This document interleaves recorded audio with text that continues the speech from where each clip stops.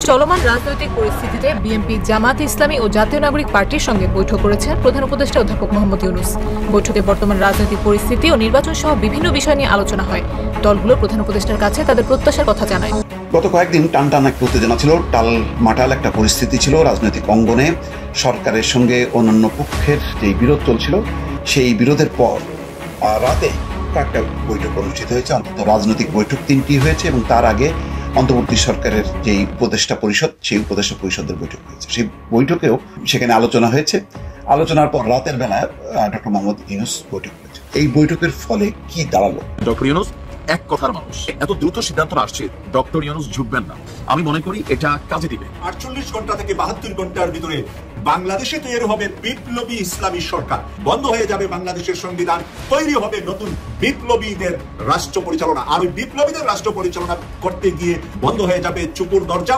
দাবার চাল নতুন করে চালার প্রস্তুতি হচ্ছে যমুনাতে, সেরকম প্রস্তুতি যমুনাতে চলছে এবং নতুন করে দাবার চাল দিয়ে কিভাবে কোন কোন কৌশল অবলম্বন করা যায় সেরকম প্রস্তুতি, সেরকম কর্মযজ্ঞ যমুনাতে চলছে। এবার সরাসরি মোহাম্মদ ইউনূসকে রাষ্ট্রপতি করার দাবিতে শাহবাগে আন্দোলন শুরু হয়ে গেল। রাজনৈতিক দল বাংলাদেশের স্টেক হোল্ডার নয়, এরা দুর্বৃত্ত, এরা করাপ্টেড, এরা অযোগ্য, এরা বাংলাদেশ বিরোধী, এরা সন্ত্রাসী, এরা খুনকারী, গুমকারী, জনতা হত্যাকারী, মানবতা বিরোধী, এরা সব ধরনের যত অপরাধ আছে অপরাধে অভিযুক্ত এরা। সেনাপ্রধান ফাইনালি বুঝে গেছেন ভালোভাবেই যে তিনি কিছু পারবেন না। তিনি আসলে ভয় আছেন, তিনি বরং নিজেকে বাঁচানোর চেষ্টা করছেন। এই যে একটা অস্থিতিশীলতা সেনাপ্রধান সৃষ্টি করলেন। ওয়াকার কিন্তু ধরা, এমন ধরা খাইছে, সারা দুনিয়া জোড়া ধরা খাইছে। কিভাবে ধরা খাইছে একদম আপনাদেরকে পরিষ্কার ভাবে বলুন। এই মাটি কোয়া, এই বিশ্ব কোয়া ডক্টর মোহাম্মদ ইউনূসকে অসম্মান করছে। ডক্টর মোহাম্মদ ইউনূসের উপরে বেয়াদবি করে কথা বলার সাহস পাচ্ছে। তুই ভারতের এই রাষ্ট্র উন্নয়ন সংস্থাদের সাথে তুই কথা বলিস কেন? কথা কিন্তু ক্লিয়ার। আমরা সেনাপ্রধান ওয়াকারুজ্জামানের দুষ্ত্রুটি নিয়ে তার বিরোধিতা করছি, আমরা সেনাবাহিনীর বিরোধিতা করছি না। কথাটা, মেসেজটা ক্লিয়ার রাখবেন। অনেকে কিন্তু পেস লাগিয়ে ফেলেন, সোশ্যাল মিডিয়ায় লেখালেখি করতে গিয়ে সেনা বাহিনীকে মিলিয়ে ফেলেন। না, সেনা প্রধান এক জিনিস আর সেনাবাহিনী অন্য জিনিস। সেনাবাহিনী হলো আমাদের গর্বের, আমাদের সন্তান। আর এই বাহিনী 5 তারিখ আমাদেরকে বাঁচিয়ে রেখেছে। এই বাহিনীর হুঙ্কারি শেখ হাসিনা দিল্লি পালিয়েছে, কিন্তু সেনা প্রধানের না।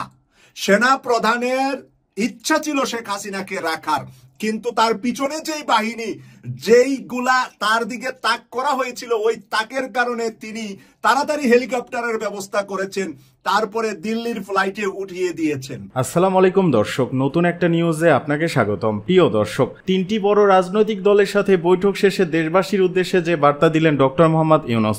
বৈঠকে কি আলোচনা হলো 3 দলের, এই নিয়ে থাকছে গুরুত্বপূর্ণ একটি প্রতিবেদন। এদিকে ডক্টর ইউনূসকে অসম্মান করায় সেনাপ্রধান জেনারেল ওয়াকারুজ্জামানকে ধুয়ে দিয়ে শেখ হাসিনা ও ভারতের সাথে মিলে সেনাপ্রধানের ভয়ঙ্কর ষড়যন্ত্রের কথা ফাঁস করে দিলেন সাংবাদিক জ্যাকব মিল্টন। বেরিয়ে এলো চাঞ্চল্যকর তথ্য। অপরদিকে রাষ্ট্রপতি পদে ডক্টর ইউনূসকে বসানোর গুঞ্জন, আসতে পারে নতুন সরকার ব্যবস্থা। দেশের চলমান সংকটে কোন পথে মন নিচ্ছে রাজনৈতিক অবস্থা, কি চলছে পর্দার অন্তরালে, এ নিয়ে থাকছে বিস্তারিত প্রতিবেদন। ভিডিওটি শুরু থেকে শেষ পর্যন্ত ধৈর্য সহকারে দেখে একটি লাইক দিয়ে সবাইকে শেয়ার করে দিন।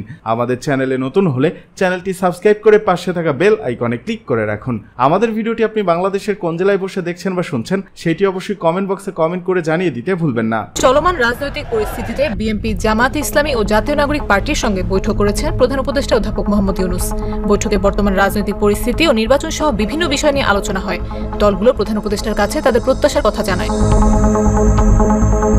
শনিবার সন্ধ্যায় প্রধান উপদেষ্টার সঙ্গে বৈঠকে বসে বিএনপির 4 সদস্যের প্রতিনিধি দল। বৈঠক শেষে প্রথমেই কথা বলেন প্রতিনিধি দলের প্রধান খন্দকার মোশাররফ হোসেন। তিনি জানান, প্রধান উপদেষ্টা বিএনপি নেতাদেরকে সাক্ষাৎ করার জন্য আমন্ত্রণ জানালেও আলোচনার বিষয়বস্তু আগে জানানো হয়নি। তিনি জানান, বর্তমান রাজনৈতিক প্রেক্ষাপটে বিএনপি যা আন্দাজ করতে পেরেছিল তার উপর ভিত্তি করে তার একটি লিখিত বক্তব্য নিয়ে এসে প্রধান উপদেষ্টার কাছে পেশ করেন এবং সেই ভিত্তিতেই আলোচনা হয়। পরে লিখিত বক্তব্যের সারাংশ সাংবাদিকদের পড়ে শোনান খন্দকার মোশাররফ হোসেন। তাতে বলা হয়, বাংলাদেশে গণতন্ত্র উত্তরণের লক্ষ্যে বিএনপি নির্বাচনের রোডম্যাপ দাবি করে আসছে এবং সুষ্ঠু নির্বাচনের জন্য সরকারের নিরপেক্ষতা বজায় রাখার স্বার্থে বিতর্কিত উপদেষ্টাদের বাদ দিয়ে উপদেষ্টা পরিষদ পুনর্গঠনের জন্য দাবি জানিয়েছে। আমরা আশা করেছি এই সরকার সকলের সাথে ঐক্যমতের ভিত্তিতে একটা সংস্কার প্রস্তাব দেবে, সেইটা চলমান থাকবে এবং আমরা যদি ভবিষ্যতে জনগণ আমাদেরকে ক্ষমতায় বসায় আমরা সেই সংস্কার চলমানভাবে আমরা সংস্কার বাস্তবায়নে আমরা প্রচেষ্টা নেব। সুনির্দিষ্ট রোডম্যাপের আশ্বাস পেয়েছে কিনা সাংবাদিকদের এমন প্রশ্নের জবাবে বিএনপি নেতা সালাউদ্দিন আহমেদ বলেছেন, এই বিষয়ে সুনির্দিষ্ট কোনো কথা হয়নি। আলোচনায় তারা সন্তুষ্ট কিনা এই বিষয়ে প্রতিক্রিয়া জানানোর সময় এখনই নয় বলেও মন্তব্য করেন এই নেতা। আলোচনার সারসংক্ষেপ হিসেবে ডক্টর আব্দুল মঈন খান বলেন, মূলত সংস্কার, বিচার এবং নির্বাচন এই তিনটা বিষয়ে কথা হয়েছে। এই তিনটি বিষয় নিয়ে আমরা কথা বলেছি।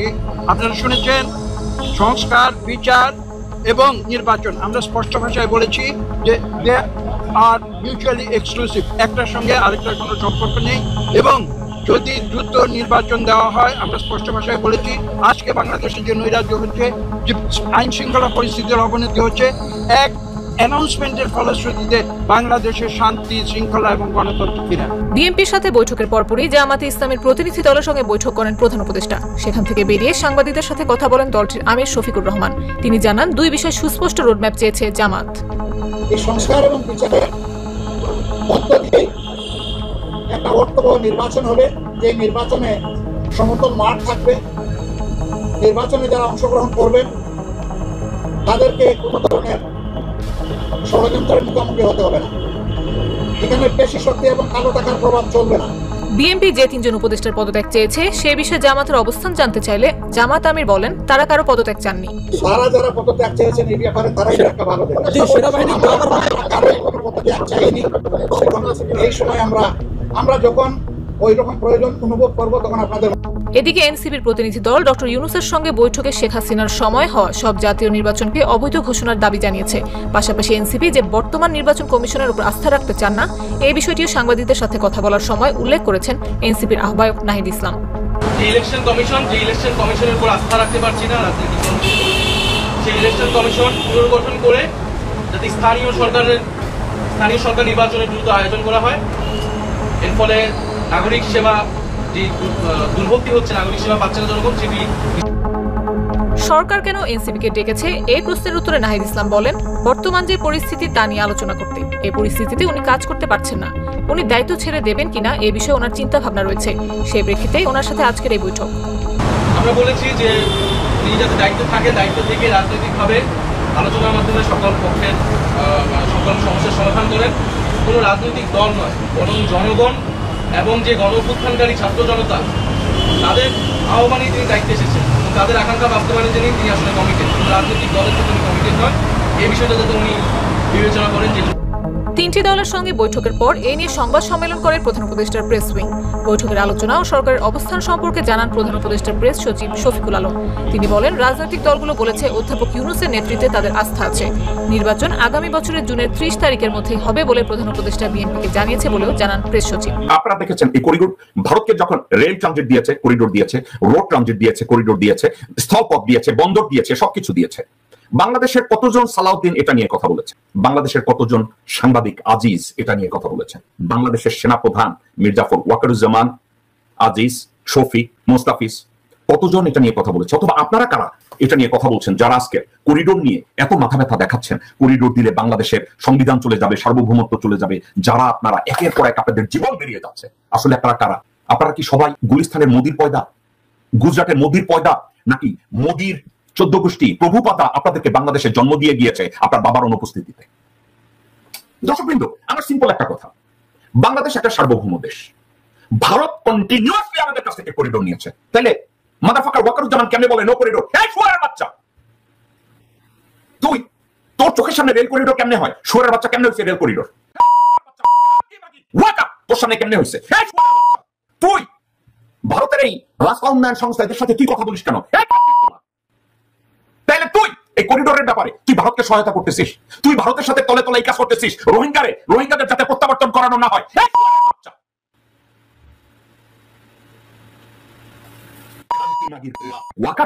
তুই বাংলাদেশের গলা কাটতেছিস, রোহিঙ্গারা যাতে আর ফেরত না যায়, ওই জায়গাটা ভারতের দরকার। আপনাদের যে করিডোর নিয়ে এখন ডক্টর মোহাম্মদ ইউনূসকে ক্রুসিফাই করতেছে, এই ওয়াকারের আত্মীয় অলরেডি এই করিডোর মিয়ানমার গভর্নমেন্টকে দিছিল, ভারতকে দিছিল, এবং তার 4 ভাগের 3 ভাগ কাজ অলরেডি শেষ হয়ে গেছে। তাইলে এখন কেন বাধা? এখন কেন বাধা? ডক্টর মোহাম্মদ ইউনূস রোহিঙ্গাদের আমাদের দেশে রাখতে চান না। দর্শক বিন্দু মনোযোগ দিয়ে আমার কথাটা শুনেন। ডক্টর মোহাম্মদ ইউনূস রোহিঙ্গাদেরকে আমাদের দেশে রাখতে চান না, উনি ফিরায় দিতে চান তাদের রোহিঙ্গাদের বাপদাদা সম্পত্তি রাখাইনে। এই রোহিঙ্গাদের যদি ওইখানে দেওয়া হয়, ভারতের হাজার হাজার কোটি টাকার এই প্রজেক্ট বন্ধ হয়ে যাবে।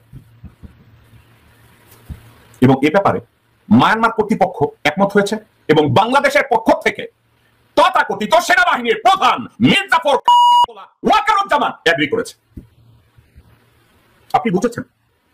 তাইলে ওয়াকার যদি জয়শঙ্কর, মোদি, দ্বিবেদী এদেরকে বললে হ্যাঁ হ্যাঁ আপনারা ওই প্রজেক্টটা করতে পারেন, তাইলে আপনি দেখছেন ডক্টর মোহাম্মদ ইউনূস এবং ওয়াকারের মধ্যে কনফ্লিক্ট এখানে চলে আসবে না? আরো আছে কনফ্লিক্টটা কোনখানে? কনফ্লিক্ট এইখানে ভারত যে কোনো মূল্যে এই প্রজেক্টটা চায় দুইটা কারণে। ভারত বাংলাদেশের উপরে তারা ওই জলবন্দর স্থলবন্দর, কারণ তারা জানে 90% মুসলমানের এই দেশে তারা কন্টিনিউয়াসলি ভাবে জায়গা দখল করে গাড়ি বহিরা সামরিক অস্ত্র নিতে পারবে না। এর জন্য তারা অন্য রাস্তা তৈরি করছে, বাংলাদেশকে বাদ দিয়া seven sister. Doctor Mohammad Yunus যখন চায়না গিয়ে সেভেন সিস্টার্স এর সাবজেক্টে কথা বলেছে, ভারত বলছে ও মাই গড, আমাদের একটা কাউন্টার প্রজেক্ট যদি আমরা না নেই, ultimately we are going to lose seven sisters. তারা কি করেছে? চতুরতার সাথে এই প্রজেক্টকে এক্সিকিউট করার জন্য খুব তাড়াতাড়ি বাজেট করেছে। জেনারেল ওয়াকারকে তারা পকেটে ঢুকিয়েছে, মায়ানমারের সামরিক অথরিটিকে তারা পকেটে ঢুকিয়েছে, এখন তারা প্রজেক্টে হাত দিবে এবং বলছে রোহিঙ্গাদেরকে রাখাইনে পাঠানো যাবে না। দর্শক আপনারা কখনো শুনেছেন আওয়ামী লীগের কাছ থেকে রোহিঙ্গা প্রত্যাবর্তনের কোন কাজ তারা হাতে নিয়েছে? নেয় না। কারণ কি জানেন? হাসিনা এবং আওয়ামী লীগ সরকারের প্রত্যেকটা লোক জানতো রোহিঙ্গাদেরকে আর ওখানে পাঠানো যাবে না। রোহিঙ্গাদেরকে যদি ওখানে রাখাইনে ফেরত দেওয়া হয়, ভারতের এই প্রজেক্ট কাজে লাগবে না। কারণ ভারতের ওইখানে রাখাইনে একটা বিমানবন্দর, একটা সামরিক ঘাঁটি, একটা সেনানিবাস, একটা ফাইটার প্লেন ওখানে থাকা তাদের জরুরি। Therefore they need a corridor. আর বাংলাদেশে যদি এখন মানবিক করিডোর ওইটার সাথে করে, ভারতের এই প্রজেক্টটা মাইর যাবে। ভারতের এই প্রজেক্ট যাতে মাইর না যায় এই জন্য ওয়াকার এখন বলছে হ্যাঁ নো করিডোর। ভারতের করিডোর দিয়ে ভারতকে লাভবান করানোর জন্য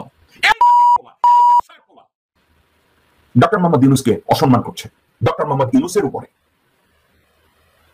বেয়াদবি করে কথা বলার সাহস পাচ্ছে। এই আলোচনাটার এক অংশের সাথে বা আমরা যে খবরটা পাচ্ছি যে রাষ্ট্রপতি পদে ডক্টর মোহাম্মদ ইউনূসের যেই নামটা আসছে, আমি এটার পক্ষে শতভাগ সহমত। তবে সিস্টেম বা প্রসেসিংটা যেটা সেখানে পরিবর্তন করতে হবে। কারণ ডক্টর মোহাম্মদ ইউনূস তিনি, আমরা বিশ্বাস করি যে তিনি রাষ্ট্রপতি পদে থাকলে 100% বাংলাদেশে যে কোনো ব্যক্তির তুলনায় বাংলাদেশের জন্য কল্যাণ হবে। এটা আপনি পলিটিক্যাল পয়েন্ট অফ ভিউতে আপনার কাছে নেগেটিভ ফিল হতে পারে, কিন্তু বাস্তবতা হচ্ছে এটা। কারণ আপনি আগামী বিশ্বে, আগামী দিনে সারা পৃথিবীর সাথে ব্যবসা বাণিজ্য, কানেক্টিভিটি, একটা ফেস ভ্যালু, এটা খুবই প্রায়োরিটি ক্রিয়েট করেন। আপনারা কম বেশি সকলে বোঝেন যে একজনের একটা হ্যালো, একটা চেহারা, এরকম 2-4 লাখ টাকা ঘুষের বিপরীতে একটা চেহারা, একটা হ্যালো গেলে হয়ে যায় না? নর্মালি আমরা বলি মামু খালু দরকার। অন্তর্বর্তী সরকারের প্রধান উপদেষ্টা ডক্টর মোহাম্মদ ইউনূসকে রাষ্ট্রপতি করার দাবি উঠেছে।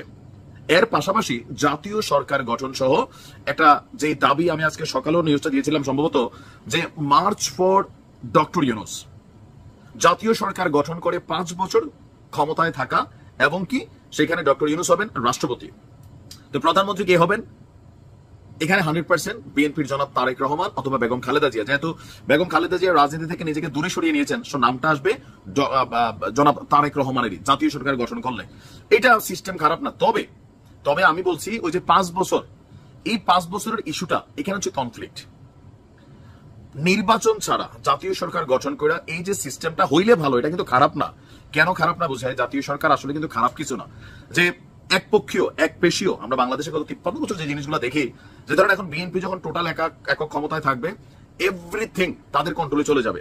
আওয়ামী লীগ যেমন যখন ক্ষমতায় ছিল, এভরিথিং তারা তাদের ক্ষমতা নিয়ে গেছে। পার্লামেন্টেও আপনি চাইলে আপনার দলের বিরুদ্ধে পার্লামেন্টে দাঁড়িয়ে কোনো সমালোচনা করতে পারবেন না। এই যে রাজনীতির কিছু সিস্টেম আমরা ক্রিয়েট করে রাখছি, সেটার বিপরীতে জাতীয় সরকার গঠন হলে কেওসেরও সুযোগ আছে, বাট পজিটিভলি যদি ভাইব করাইতে পারে, দেন এটা পজিটিভলি ভাইব্রেশন হইলেও হইতে পারে। তবে এখানে আরেকটা কনফ্লিক্ট আসবে যে এই সরকারটা কি রাষ্ট্রপতি শাসিত সরকার হবে নাকি প্রধানমন্ত্রী শাসিত সরকার হবে। এখন ধরেন জনাব তারেক রহমান প্রধানমন্ত্রী আর রাষ্ট্রপতি ডক্টর মোহাম্মদ ইউনূস, তো সেই ক্ষেত্রে একটা কনফ্লিক্টের ইস্যু আসবে যে কে কার ক্ষমতা বেশি প্রয়োগ করবে। ডক্টর মোহাম্মদ ইউনূসের ক্ষমতাটা এনসিপিটা উপভোগ করতে চাইবে। এখানে ওই যে কেওসের জায়গাটা আমার কাছে যেটা মনে হচ্ছে, এরকম অনেক কেওস আসবে যে একটা এলাকায় টেন্ডার করতে গেলে বিএনপিও টেন্ডার দিবে, এনসিপিও টেন্ডার দিবে, জামাত ইসলামও টেন্ডার দিবে, প্রত্যেকেই ক্ষমতায় আছে, সংখ্যাগরিষ্ঠতার দিক থেকেও খুব বেশি এখানে পার্থক্য নাই। তো সেইখানে এক ধরনের কেওস তৈরি হবে। এখানে অনেক কিছু চিন্তা ভাবনার বিষয় আছে, বাট আমার কাছে মনে হয় যে ডক্টর ইউনূস যেই নির্বাচন করুক, মানে নির্বাচনে যারাই ক্ষমতায় আসুক এরকম একটা জিনিস করা যেতে পারে, ডক্টর মোহাম্মদ ইউনূসকে রাষ্ট্রপতি করা হোক, এই দাবিটা উঠতে পারে। এটা একবারে খারাপ হবে না। আজকে আপনার বিকাল 3:30টায় রাজধানীর শাহবাগে জাতীয় জাদুঘরের সামনে মার্চ ফর ডক্টর ইউনূস এবং রাষ্ট্রপতি জনাব ইউনূসকে করতে হবে। আর 5 বছরের জাতীয় সরকার গঠনের জন্য যে স্লোগান উঠেছে ইনকিলাব জিন্দাবাদ স্লোগান এবং জুলাই আন্দোলনের শহীদদের ছবি নিয়ে আপনার এখানে আমরা দেখছি একটা মোটামুটি কি বলা যায় দেশের সর্বস্তরের জনগণ ব্যানারে যে প্রোগ্রাম হয়েছে মোটামুটি মানুষ হয়েছে। এরপরে বলা হয়েছে যে চুপ্পু না ইউনূস, ইউনূস ইউনূস স্লোগানও এখানে আসছে। তো এই যে এখন রাষ্ট্রপতি যদি ডক্টর মোহাম্মদ ইউনূসকে করা হয় তাহলে আমাদের যিনি রাষ্ট্রপতি আছেন চুপ্পু ওনাকে পদত্যাগ করতে হবে অথবা ওনাকে সরাই দিতে হবে। ওনাকে সরাই দিলে সংবিধান থাকবে কিনা, ডক্টর ইউনূস সহ এই টোটাল উপদেষ্টারা তাদের কিন্তু নিয়োগ করতে হচ্ছে।